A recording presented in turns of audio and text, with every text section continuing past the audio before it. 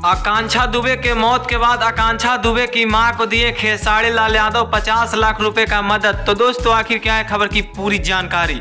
और दोस्तों आखिर खेसारी लाल यादव जी दिए भी आकांक्षा दुबे की मां को 50 लाख रुपए का मदद। बताएंगे आपको पूरे खबर की जानकारी, वो भी पूरे डिटेल के माध्यम से। लेकिन उससे पहले अगर आप हमारे चैनल पर नए हैं तो वीडियो को लाइक कर चैनल को सब्सक्राइब जरूर करें। और बिना समय लेते हुए आइए वीडियो को शुरू कर देते हैं। तो दोस्तों आपको बता देना चाहते हैं कि भोजपुरी इंडस्ट्री में आप लोग बता देना चाहते हैं कि एक मातम छा गया है। और दोस्तों मातम जो कि आकांक्षा दुबे को लेकर हुआ है। और दोस्तों आपको बताना चाहते हैं कि आकांक्षा दुबे जो कि बनारस के सारनाथ होटल में जो कि अपने आप को सुसाइड कर लिया है। और दोस्तों इसको लेकर पूरा ज़्यादा सोशल मीडिया में बवाल हो रहा है। और दोस्तों इन्हीं सब के बीच जो कि आकांक्षा दुबे की मां जो कि काफ़ी ज़्यादा लाइव में आकर रोती हुई नजर आई मीडिया के सामने।